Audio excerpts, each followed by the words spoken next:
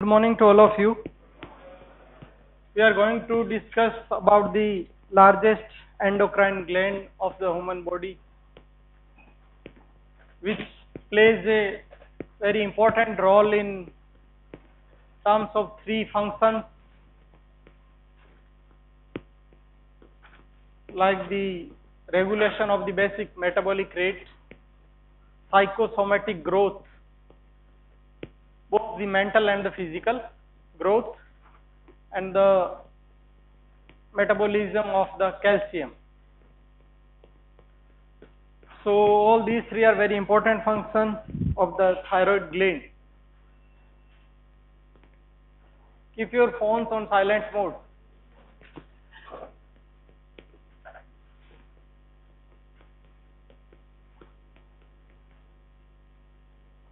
So the only endocrine gland which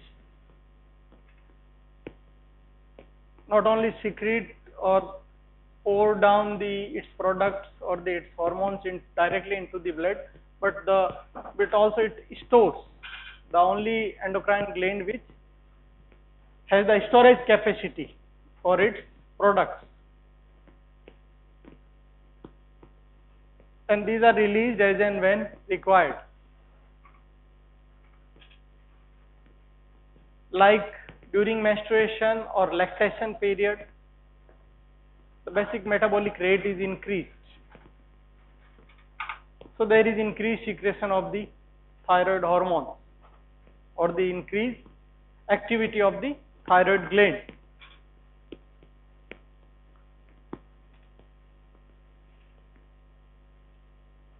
So here is a clinical picture. So first of all, the thyroid swellings present is midline swelling or any swelling in the neck. Should also include the thyroid disease as its differential diagnosis. What is differential diagnosis? Differential diagnosis is a very common term, that in any part of the human body, if there are signs and symptoms, what are the possible causes?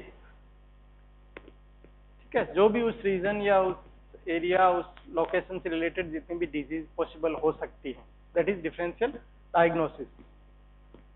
ठीक है, जो इनके sign और symptoms भी almost similar होते हैं, that is differential diagnosis. ठीक है,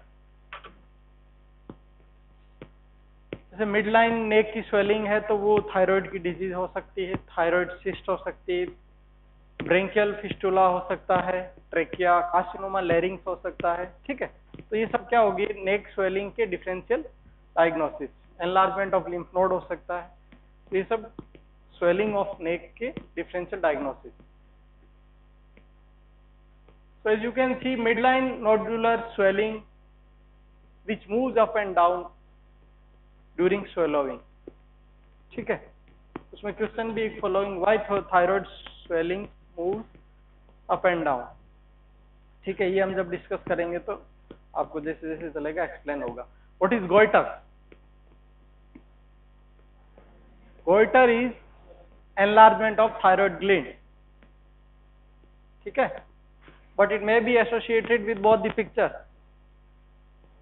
Enlarged thyroid gland is not always associated with the increased secretion of the thyroid hormone.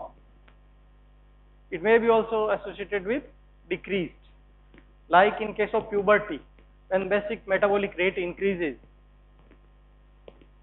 and body needs more hormone, more thyroid hormone. But if there is deficiency of iodine, iodine deficiency होगी तो क्या होगा, T3 T4 का synthesis नहीं होगा. Tri iodo and tetra iodo thyronine, उनका बिना iodine के तो सिंथेसिस होगा नहीं, आयोडीन तो चाहिए. ठीक है, और मैसेज पिट्यूटरी को क्या जाएगा ऊपर कि जो है थायरोक्सिन हार्मोन नहीं है. पिट्यूटरी फिर सीक्रेट करेगा TSH को, और TSH सीक्रेट करेगा, और TSH क्या करेगा, stimulate the growth of the gland. ठीक है, तो ग्लैंड की ग्रोथ हो रही है, बट जो फीडबैक जा रहा है वो यही है कि थायरोक्सिन नहीं. रीजन ये कि आयोडीन नहीं. आपको एक जो उसका जो चाहिए इनपुट में अगर एक कम है तो प्रोडक्ट नहीं होगा, ठीक है। तो ये एक विशियस साइकिल चलता है, ठीक है। दैट इज सिंपल गोइटर, उसको क्या कहते हैं, सिंपल गोइटर। और यहाँ पे जो केस है ये टॉक्सिक गोइटर है। टॉक्सिक गोइटर मीन्स उसमें थायरोक्सिन हार्मोन भी इंक्रीज हो गया है और ग्लैंड भी एनलार्ज हो गई, ठीक है, समझ रहे हैं। टॉक्सिक गोइटर जनरली किस वजह से हो सकता है, पिट्यूटरी एडिनोमा की वजह से, वहां से टीएसएच ज्यादा रिलीज हो रहा हो, ट्यूमर्स उसके, या थायराइड के खुद के ट्यूमर्स, उसमें भी टॉक्सिक गोइटर हो सकता है, ठीक है। ट्रेमर्स है, ठीक है, पल्स रेट, ब्लड प्रेशर, ठीक है। ये पल्स रेट एक्चुअली में थोड़ा ये इसमें मिस प्रिंट है बुक में, it should be more than 100, ठीक है, बिकॉज टॉक्सिक गोइटर और increase thyroid activity is always related with the tachycardia, there is tachycardia, tremor. Weight loss क्यों हो रहा है, बेसिक मेटाबॉलिक रेट इंक्रीज हो गया, तो पेशेंट को बहुत ज्यादा उसको भूख भी लगती है, खाता भी बहुत है, बट स्टिल वेट लॉस हो रहा है। Palpitation means increase heart rate, ठीक है, ट्रेमर और इंक्रीज स्वेटिंग, ठीक है। एक क्लिनिकल सिनेरियो जो तुम्हारे 8th सेमेस्टर में आता है, जो प्री पीजी के एमसीक्यूज में आता है, उसमें ऐसा लिखा होता है, bank manager presents to the OPD and complains that whenever he signs the checks or the other documents he feels there is increased sweating in palm, ठीक है। तो वो भी एक थायराइड का टाइप ऑफ प्रेजेंटेशन है टॉक्सिक गोइटर का। Mention the anatomical basis of these things, ठीक है। एक्सोप्थेल्मोस भी होता है थायराइड में, ठीक है, डिपोजिशन ऑफ रिट्रोऑर्बिटल फेट। चलिए, तो this is the location of thyroid gland. You might have seen in your cadaver that it is sandwiched between the sternocleidomastoid and the sternohyoid anteriorly, while the inferior constrictor posteriorly. So it lies in the midline of the neck as two vertical lobes connected by a bridge or isthmus. It extends from the C5 or the 5th cervical vertebra up to the 1st thoracic vertebra. C5 to T1 is the extension of the thyroid gland with respect to the vertebral column. While with respect to the trachea or the larynx, it extends from the inferior, the oblique line of the thyroid cartilage. This is thyroid cartilage. This is the hyoid bone, thyrohyoid membrane. This is the cricoid cartilage just below the thyroid, and here are the tracheal rings. So from oblique line of thyroid cartilage up to the C5 or 6th tracheal cartilage, while isthmus extends from the 2nd to 4th tracheal cartilage, ठीक है। तो आपको exactly thyroid cartilage के ऊपर thyroid gland नहीं मिलेगा, इसके ऊपर पेस्टेड नहीं होगा, is below the thyroid cartilage.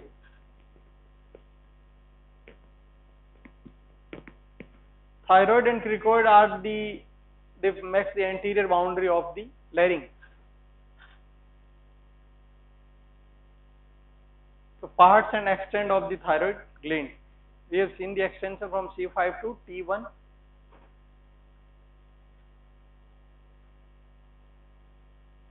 The new thing is the levator glanduli thyroidi. It is a fibrous or fibromuscular band which connects the extra lobe, and extra lobe is called as pyramidal lobe. Pyramidal lobe, which is projected from the isthmus and connected to the hyoid bone through a fibrous band which is known as levator glanduli thyroidi.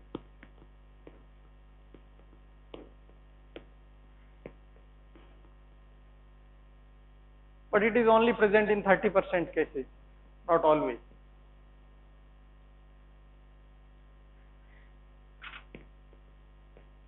Now the capsule of the thyroid. So thyroid is enclosed by two capsules. One is true and other one is false. True capsule is just outside the proper tissue or the parenchyma of the thyroid gland, and it is formed by the condensation of the tissue of the thyroid gland itself. So the outer tissue is condensed to form a capsule known as true capsule. And false capsule is formed by splitting of the pretracheal fascia. False किससे बन रहा है? Pretracheal fascia. So the things to focus is that the venous plexus. This venous plexus lies inside the true capsule. Venous plexus जो वो कहाँ पे है? True capsule के अंदर. So अगर आप सर्जरी कर रहे हैं थायराइड का, तो पहले क्या करते हैं? आर्टरीज और वेन्स को लाइगेट करते हैं. जिस ऑर्गन का भी आप सर्जरी कर रहे हैं उसकी आर्टरीज और वेन को लाइगेट करते हैं. आर्टरीज को किस लिए लाइगेट करते हैं? कि ब्लड स्पिल नहीं हो ज्यादा. और वेन्स को इसलिए कई वो करते हैं, उससे एक तो ब्लड जो हेमरेज भी कम होता है, दूसरा उस ग्लैंड के जो प्रोडक्ट है, उस ऑर्गन के जो प्रोडक्ट्स हैं, अगर आपने वेन को लाइगेट नहीं किया तो उसके प्रोडक्ट एकदम से ब्लड के अंदर, ठीक है, बहुत ज्यादा एकदम से ब्लड में सिक्रेशन इंक्रीज हो जाएगा. पेशेंट की डेथ भी हो सकती है, इतना ज्यादा टेकिकार्डिया हो सकता है. एकदम से थायरोक्सिन जो है वो वेन्स के थ्रू बाहर आएगा. ठीक है, समझ रहे हैं? एड्रिनल ग्लैंड में भी होता है. एड्रिनल ग्लैंड के जो ट्यूमर होते हैं फियोक्रोमोसाइटोमा, उसमें सबसे पहले यही करते हैं, सबसे पहले वेन्स को लाइगेट करते हैं. जैसे एब्डोमेन को ओपन करते हैं, सबसे पहले वेन्स को लाइगेट करते हैं.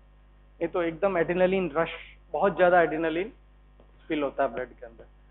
तो इस केस में भी क्या है कि आप वेन्स को लाइगेट करते हैं, और उसके बाद जो ये डॉटेड लाइन देख रहे हैं रेड, यहाँ पे इंसिजन लगा के और ग्लैंड कैप्सूल के सहित ग्लैंड को बाहर निकालते हैं. ट्रू कैप्सूल के साथ ही ग्लैंड को आप बाहर निकालते हैं, क्योंकि ट्रू कैप्सूल के अंदर क्या है? वेन्स.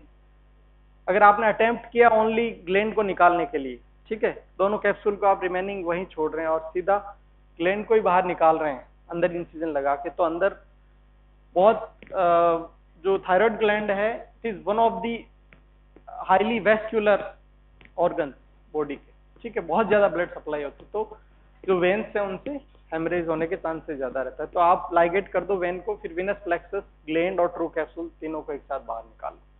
ठीक है. प्रोस्टेट में उल्टा होता है. कंपैरिजन थायराइड और प्रोस्टेट का होता है, और प्रीपीजी में और उसमें क्वेश्चन इसी से बनता है और कंफ्यूजन रहता है. प्रोस्टेट में क्या होता है कि विनस प्लेक्सस जो है ना, वो आपका ट्रू कैप्सूल और इसके बीच में रहता है, फॉल्स कैप्सूल के बीच. ठीक है, तो आपको कैप्सूल को निकालने की जरूरत ही नहीं है, अंदर से सिर्फ आप ग्लैंड को, ग्लैंडुलर टिश्यू को ही एक्सरसाइज कर सकते हैं. ठीक है, तो इस इमेज डालने का ये पर्पज था कि आपको इसका comparison, why prostatectomy is done without excising the capsules. Both the capsules, they are retained at their own site in case of prostatectomy, while in case of thyroidectomy the true capsule is excised or taken out along with its tissue and venous plexus. ठीक है, this is about the relation. So as we have already discussed, thyroid is composed of two lateral lobes and one isthmus. This is a right lateral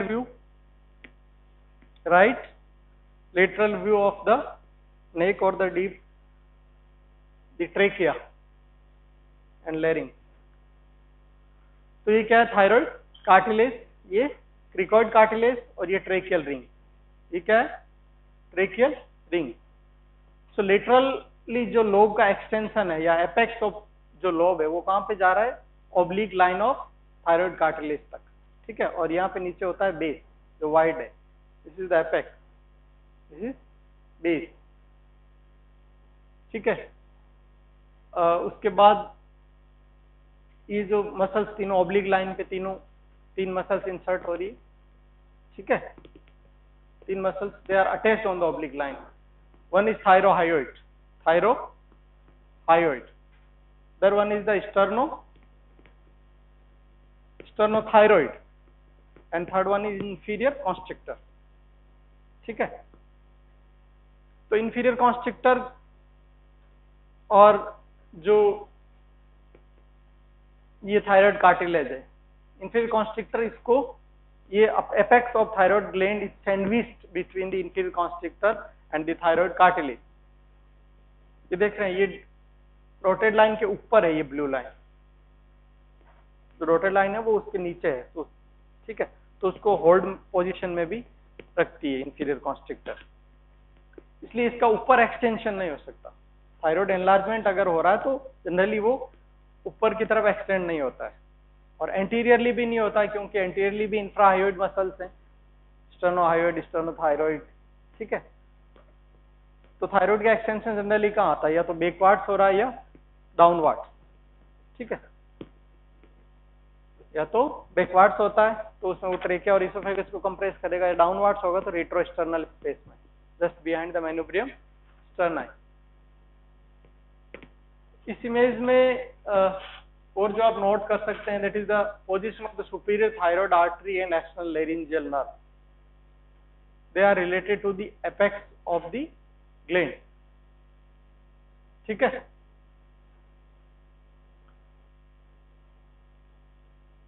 The apex is sandwiched between the inferior constrictor and sternothyroid. Inferior constrictor के बीच उसमें है, ठीक है, depth में, और sternothyroid उसके superficial है।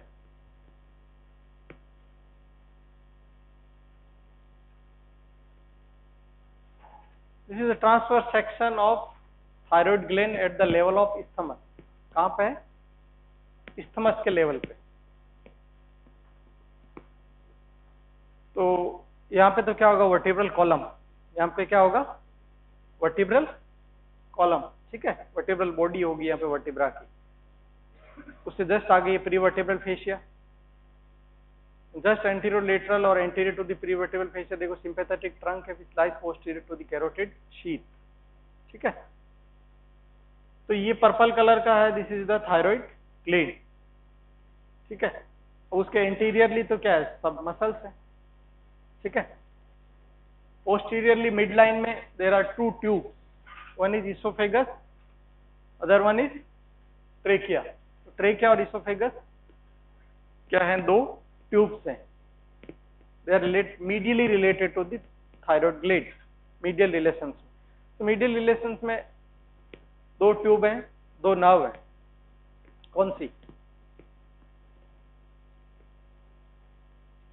दोनों रिकरेंट लेरिंजियल नर्व, ठीक है, राइट और लेफ्ट की, ठीक है। और दो मसल्स होती है जो इस इमेज में क्लियर नहीं दिख रही है, but there are two muscles. देखो थायराइड ग्लैंड के ऐसे एनक्लोज करिए लेरिंग्स को, तो थायराइड और क्रिकोइड कार्टिलेज भी अंदर हैं दोनों की तरफ, तो दो कार्टिलेज भी हो गए और दो मसल्स, एक हो गया इंफीरियर कॉन्स्ट्रिक्टर, एक हो गया क्रिकोथायरॉइड मसल, जो थायराइड और क्रिकोइड कार्टिलेज को कनेक्ट कर रही है, क्रिकोथायरॉइड मसल, ठीक है।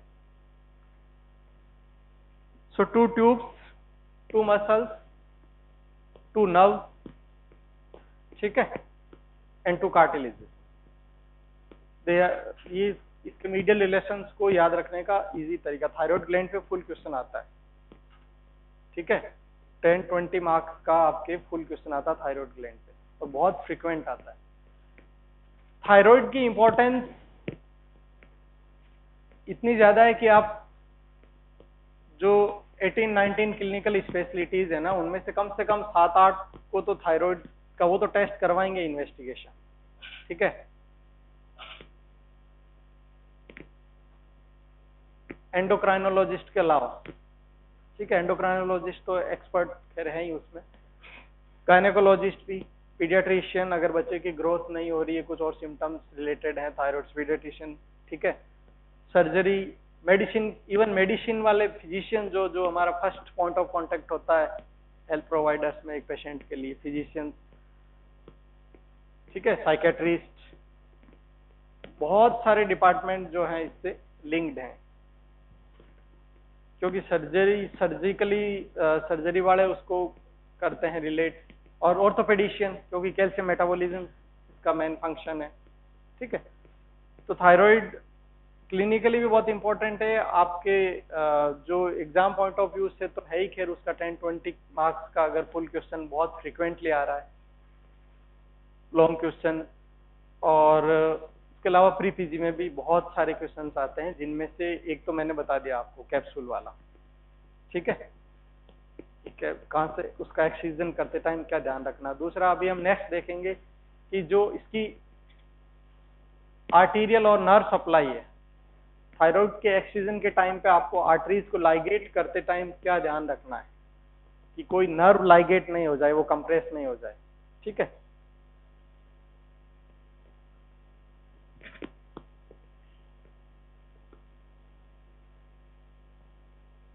तीसरा इसके देखो यहाँ पे रिकरेंट लेरिंजियल नर्व यहाँ पे है, वेगस तुम लोगों ने पढ़ लिया, कल सर की क्लास हो ही गई थी। तो recurrent laryngeal nerve lies in the tracheoesophageal groove. कहाँ पे करती है? ट्रेकियोइसोफेजियल ग्रूव में। तो थायराइड का एनलार्जमेंट भी हमने कहाँ देखा था, या तो पोस्टीरियर हो रहा है या डाउनवर्ड, तो यहाँ पे एनलार्जमेंट होता तो इसको भी कंप्रेस करता है। तो इस इमेज से तुम देख सकते हो कि थायराइड के एनलार्जमेंट में सांस लेने में दिक्कत हो सकती है अगर ट्रेकिया कंप्रेस हो रहा है, स्वेलोइंग में डिफिकल्टी आ सकती है इसोफेगस के कंप्रेशन से, रिकरेंट लेरिंजियल नर्व भी सप्लाइज द लेरिंग्स, तो बोलने में भी दिक्कत होती है। तो it is presented by 3D, dysphagia, dyspnoea and dysphonia. ठीक है, dysphagia is difficult in swallowing, dyspnoea difficult in respiration, और dysphonia hoarseness of voice due to compression of recurrent laryngeal nerve। ठीक है,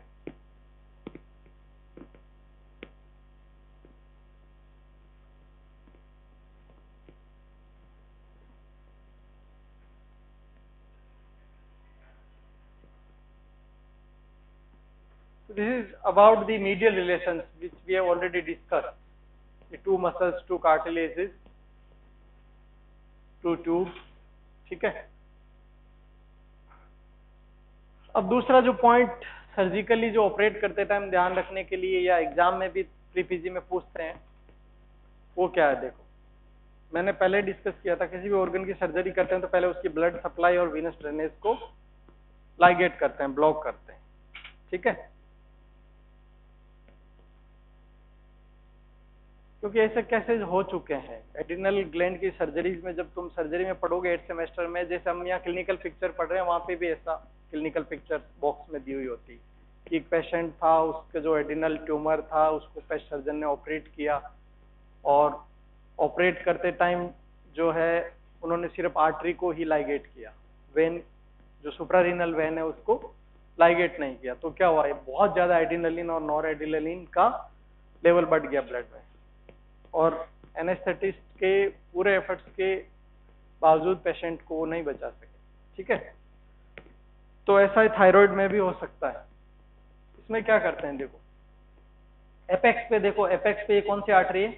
सुपीरियर थायराइड आर्टरी, और उसके साथ nerve कौन सी है? External laryngeal nerve. ठीक है, और बेस पे इंफीरियर थायराइड आर्टरी, उसके साथ नर्व कौन सी है? Recurrent laryngeal nerve. बस दोनों में डिफरेंस क्या है? अगर आप एपेक्स से दूर जाएंगे तो नर्व और आर्टरी क्लोज, जैसे जैसे ग्लैंड के पास आएंगे वो दूर होती जा रही, क्योंकि सुपीरियर थायराइड आर्टरी यहाँ, फिर ये तो एपेक्स पे एंटीरियरली आ जाती है सुपीरियर थायराइड, और एक्सटर्नल लेरिंजियल क्या करती है? पोस्टीरियर टू द एपेक्स चली जाती है। यहाँ उल्टा है, यहाँ पे close to the gland, they are very approximate, gland के पास दोनों बिल्कुल क्लोज है। So take care when you are ligating the superior thyroid artery, ligate it as much close to the gland, जितना पॉसिबल हो ग्लैंड के पास से ही उसको लाइगेट करें। और इनफीरियर थायराइड में उल्टा है, ग्लैंड से थोड़ा दूर। आप यहाँ से लाइगेट करेंगे तो साथ में रिकरेंट लेरिंजियल नर्व भी आ सकती है लाइगेशन। तो नर्व का अगर लॉन्ग टाइम आपने नर्व को लाइगेट कर दिया तो देयर में भी डेथ ऑफ न्यूरॉन, वापस रीजनरेशन हो या नहीं हो, डिपेंड करता है कि कितने टाइम तक लाइगेट किया है। ठीक है, तो ये दो पॉइंट है। Superior thyroid artery is ligated close to the gland and inferior thyroid is ligated away from the gland. ठीक है,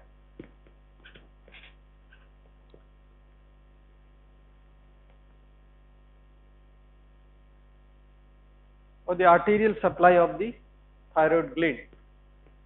As we have already discussed, it is a highly vascular gland. So one is the superior thyroid artery, third one is the inferior thyroid artery, and third one is the thyroidia ema artery. ठीक है? Superior thyroid is branch of the external carotid. किसकी है? External carotid. और inferior thyroid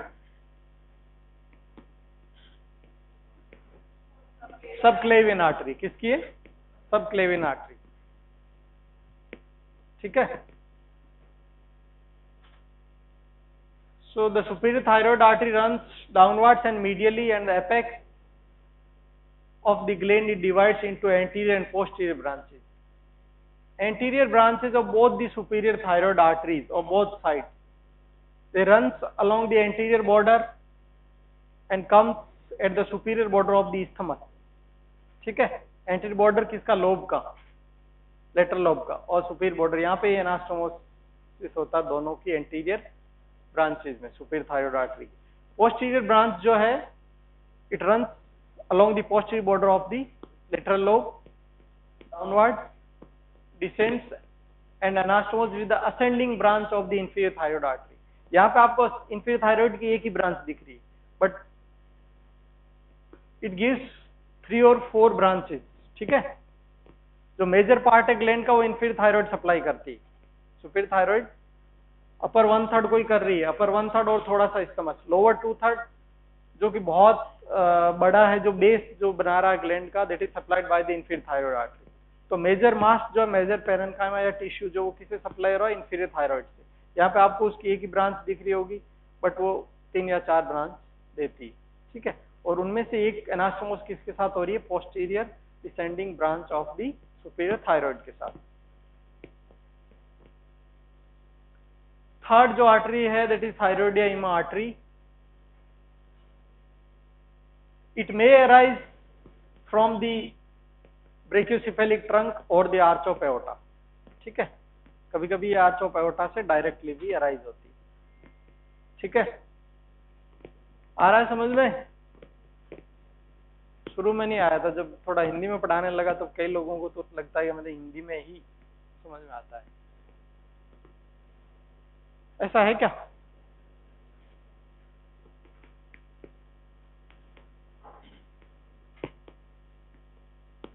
देखो ये कौन सी nerve है? ये वेगस है जो वर्टिकल दिख रही है बिल्कुल. ये कौन सी है? वेगस. ये क्या दे रही? Superior laryngeal nerve. और फिर ये 2 में डिवाइड हो रही है. इंटरनल जो लेरिंग्स को जाएगी और ये एक्सटर्नल लेरिंजियल. ठीक है? फिर वेगस नीचे जाती है और राइट साइड में जो है वो नेक में, राइट साइड में नेक के बेस पे रिकरेंट लेरिंजियल देती है जो वाइंड राउंड करती है किसको? सबक्लेवियन आर्टरी को. सबक्लेवियन आर्टरी को वाइंड राउंड करके ऊपर आती है राइट साइड में recurrent laryngeal nerve. Left recurrent laryngeal nerve का कोर्स थोड़ा लॉन्ग है और डेप्थ में जाती है मीडियस्टिनम में, and it wind rounds the arch of aorta. तो क्या करती है? आर्च ऑफ एओर्टा को वाइंड राउंड करके ऊपर आती है. बट अल्टीमेटली दोनों ट्रेकियोइसोफेजियल ग्रूव में आते हैं. ठीक है? तो कंप्रेशन दोनों तरफ से होता है जब थायराइड का एनलार्जमेंट होता है. समझ गए? बट अगर मीडियस्टिनल लिम्फेडिनोपैथी है, लिम्फ नोड का एनलार्जमेंट है, तो उसमें यूनिलेटरल हो सकता है. उसमें राइट साइड वाले रिकरेंट लेरिंजियल नर्व का इन्वॉल्वमेंट नहीं होता क्योंकि वो तो यहीं से वापस जा रही ऊपर.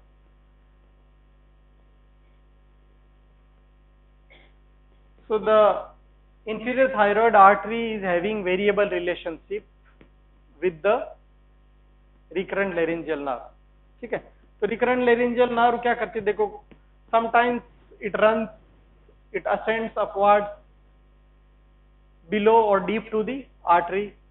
Sometimes it is superficial to the artery. Sometimes it runs in between the branches of the inferior thyroid artery. ठीक है? तो during surgery बहुत ही आपके पास जो फील्ड होता है, जो ओपन होता है, इंसिजन बहुत ही स्मॉल होता है और उसमें बहुत ध्यान से देखना होता है कि रिकरेंट लेरिंजियल नर्व को तो कहीं आप इसको टाई नहीं कर रहे हैं इंफीरियर थायराइड के साथ, इसलिए आप उसको दूर करो. जो बेस है उससे थोड़ा दूर, बेस ऑफ ग्लैंड से थोड़ा दूर लाइगेट करेंगे तो क्या होगा, they are not close. Lateral lobe के बेस पे तो बिल्कुल क्लोज हैं दोनों, ठीक है। सुपीरियर थायराइड आर्टरी के केस में उल्टा है। venous drainage of the thyroid gland, देखो सुप्रारेनल ग्लैंड और थायराइड ग्लैंड, इन दोनों के जो विनस ड्रेनेज है ना, उससे क्वेश्चन आते हैं एमसीक्यूज में प्री पीजी। सुप्रारेनल ग्लैंड और सुप्रारेनल ग्लैंड का विनस ड्रेनेज से क्वेश्चन आते हैं, और थायराइड के दोनों ही, आर्टेरियल सप्लाई और विनस ड्रेनेज, कि कौन सी वेन किस में ड्रेन कर रही है। जैसे कि तुम लोग कंफ्यूज हो, तुम्हें लगता है कि भाई इंटरनल जुगुलर वेन पास से जा रही है, तो सुपीरियर थायराइड इंफीरियर थायराइड सब इंटरनल जुगुलर में ड्रेन करते होंगे, बट ऐसा नहीं। इंफीरियर थायराइड किस में ड्रेन कर रही, लेफ्ट ब्रेकियोसिफेलिक वेन में। किस में कर रही, लेफ्ट ब्रेकियोसिफेलिक वेन में, और ये अनपेयर्ड है, ठीक है। बाकी सब आपको पेयर्ड वेन दिख रही। Kocher's vein is not always present. Consistent pattern है वो यही होगा, superior thyroid, middle thyroid and inferior thyroid. समझ गए। और इन तीनों में से जो लार्जेस्ट वीनस चैनल है that is the middle thyroid. सबसे बड़ा कौन सा है, मिडल थायराइड। तो सुपीरियर और मिडल थायराइड तो डायरेक्टली इंटरनल जुगुलर वेन में ड्रेन कर रहे हैं, ठीक है। जो इंफीरियर थायराइड वेन है that is running into the left brachiocephalic when. वो जो थायराइड या ईमा आर्टरी है वो कहां से आ रही है, ब्रेकियोसिफेलिक ट्रंक, राइट साइड में जो होता है जनरली, ठीक है। ब्रेकियोसिफेलिक, ये जो है ब्रेकियोसिफेलिक वेन तो दोनों तरफ होते हैं, देखो राइट और लेफ्ट ब्रेकियोसिफेलिक वेन दोनों साइड की है, they join to form the superior vena cava. But brachiocephalic trunk आपको एक राइट साइड में ही मिलता है, लेफ्ट में तो आर्च ऑफ एओर्टा से डायरेक्टली कॉमन कैरोटिड और डायरेक्टली सबक्लेवियन, ठीक है। ये डिफरेंस देखना थोड़ा कॉम्प्लेक्स है, बट इससे क्वेश्चन फ्रिक्वेंटली वो पूछते हैं प्री पीजी या जो भी नेक्स्ट का तुम्हारा एग्जाम होगा। तो मिडल और सुपीरियर इसमें ड्रेन कर रहे हैं। कोचर्स वेन भी इंटरनल जुगुलर वेन में ड्रेन करती है इफ इट इज प्रेजेंट। और इंफीरियर थायराइड वेन जो है वो sometimes there are two, it is written in vein और वेन, ठीक है। तो ये किसमें ड्रेन कर रही है, लेफ्ट ब्रेकियोसिफेलिक वेन में, ठीक है। और ये इस्थमस से जब बाहर आ रहे हैं इसकी venules, the venules of the inferior thyroid vein, they join to form the inferior thyroid, they form a venous plexus below the isthmus.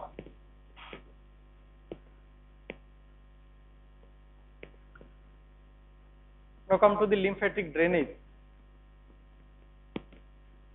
Lymphatic drainage generally नहीं पूछते हैं, आपके फुल क्वेश्चन में भी थायराइड का लिम्फेटिक ड्रेनेज नहीं पूछते, ठीक है। बट इसकी सर्जिकल इंपॉर्टेंस है in case of tumours of the thyroid gland.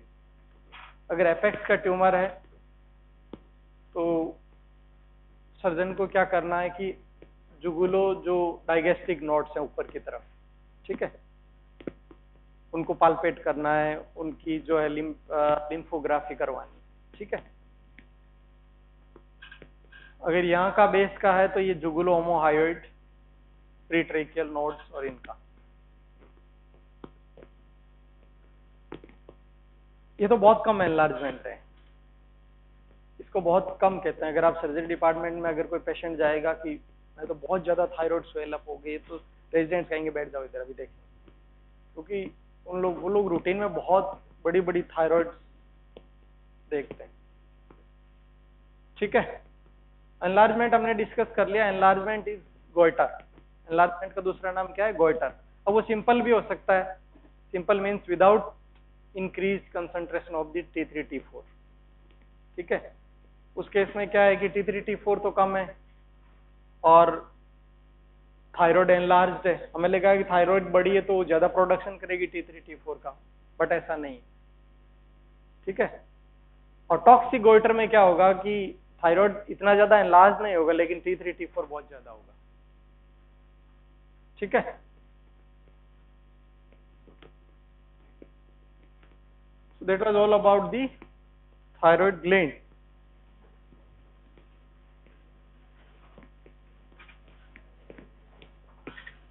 Neck swelling हमने गोइटर के अलावा नेक स्वेलिंग हमने डिस्कस किए। देखो, एक होता है एक्टोपिक थायराइड, एक होता है एबेरेंट थायराइड। दो टर्म्स हैं, ectopic thyroid and aberrant thyroid. Thyroid का डेवलपमेंट कहाँ होता है? फ्लोर ऑफ फेरिंग्स से। फेरिंग्स की जो एंडोडर्म है, फेरिंग्स की जो एंडोडर्म है वहां से थायरोग्लोसल सिस्ट बनती है, वो डाउनवर्ड डिसेंड करती है और वो नेक में आके वहां पे इसका थायराइड टिश्यू का डेवलप होता है। ठीक है, तो जो पूरा कोर्स है बेस ऑफ टंग से लेके जो थायराइड ग्लैंड का जो प्रॉपर लेवल है वहां तक पूरा थायरोग्लोसल सिस्ट पहले डिसेंड करती है, फिर बाद में ग्लैंड डेवलप होती है और जो रिमेनिंग पार्ट है थायरोग्लोसल सिस्ट का वो डिसअपियर हो जाता है। अब कई बार क्या होता है कि जो पूरा थायरोग्लोसल ट्यूब जो बना है, नीचे डिसेंड किया है, उसमें पूरा थायराइड ग्लैंड तो प्रॉपर डेवलप हो गया उसकी लोकेशन पे, पर वो पूरा जो है वो वापस डिसअपियर नहीं हुआ। ठीक है, रिग्रेशन जिसको तुम उसमें एम्ब्रियोलॉजी में पढ़ते हो, वो रिग्रेस नहीं हुआ वो पार्ट। तो क्या हुआ, वहां पे सिस्ट रह गई। Cyst is simply enclosed fluid in a sac. ठीक है, जैसे ओवेरियन सिस्ट, सबसे ज्यादा सिस्ट कॉमन कौन सी होती है ह्यूमन बॉडी में? ओवेरियन सिस्ट, पीसीओडी जिसको, पॉलीसिस्टिक ओवेरियन, बहुत ज्यादा कॉमन है। ठीक है, तो थायरोग्लोसल सिस्ट भी मिड लाइन स्वेलिंग हो सकता है। अब सिस्ट अगर ओपन हो गया सरफेस पे तो हम उसको कह देंगे थायरोग्लोसल फिस्टुला। क्या कह देंगे? Thyroglossal fistula. ठीक है, तो फिस्टुला और साइनस जो होते हैं ना वो एक साइड में ओपन होते हैं। ठीक है, फोरामेन पूरा होता है। जैसे कल एक पूछ रहा था कि फोसा और फोरामेन में डिफरेंस। फोसा भी ऐसा ही है, डिप्रेशन है, एक ही साइड में ओपन है, फोरामेन टू एंड पूरा है उसमें। ठीक है,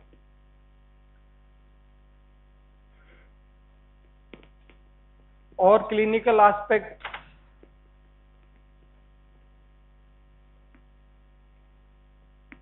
ट्यूमर्स भी थायराइड के बहुत कॉमन है, ये हम डिस्कस कर चुके हैं।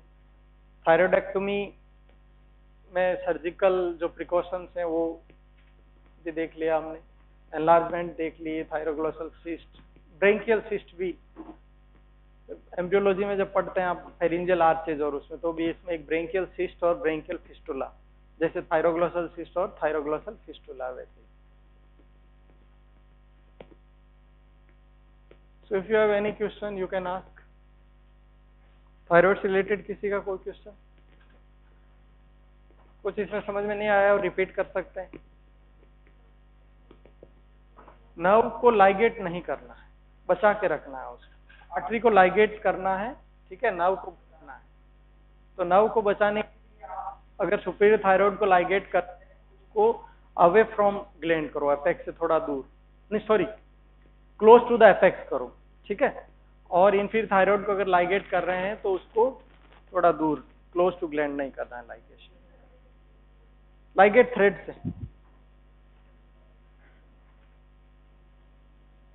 से लाइगेट कर देते हैं एंड उसके बाद अगर आपने ग्लैंड को निकाल दिया है तो एक कॉटरी, जानते हैं कॉटरी? ऑपरेशन थिएटर्स में ऊपर जो लैंप लगे होते हैं, एक वायर हैंग हो रहा होता है और उसके आगे एक आयरन का एक वो जो है, हाँ वो गरम, बिल्कुल एकदम गरम रहता है। जो कोटरी, जैसे कभी तुम लोग गर्ल्स को ज्यादा पता होगा, ये जो टेलर्स जो होते हैं ना वो क्या करते हैं कि जैसे उस एम्ब्रॉयडरी करके फिर उसका जो मार्जिन है उसको हटाने के लिए उस कोटरी को कोटराइजर को यूज लेते हैं। तो वही होता है, उसको जैसे आर्टरी को, हाँ आर्टरी को लाइगेट किया, उसको होल्ड किया और उसका जो कट एंड है उसके ऊपर उसको जला दिया, उसको बर्न कर देते हैं इमीडिएट। हाँ, अभी तुम 4th सेमेस्टर में जाओगे जब ओटीज में, ऑपरेशन थिएटर्स में, तब देखोगे।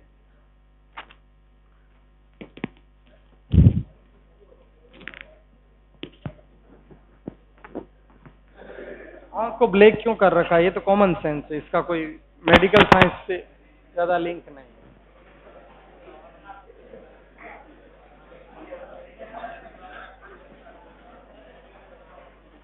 तुम्हें बताओ क्या हो सकता है? पता नहीं। ये आइडेंटिटी रिवील नहीं हो, किसी पेशेंट की प्राइवेसी को मेंटेन करने के लिए, आइडेंटिटी को।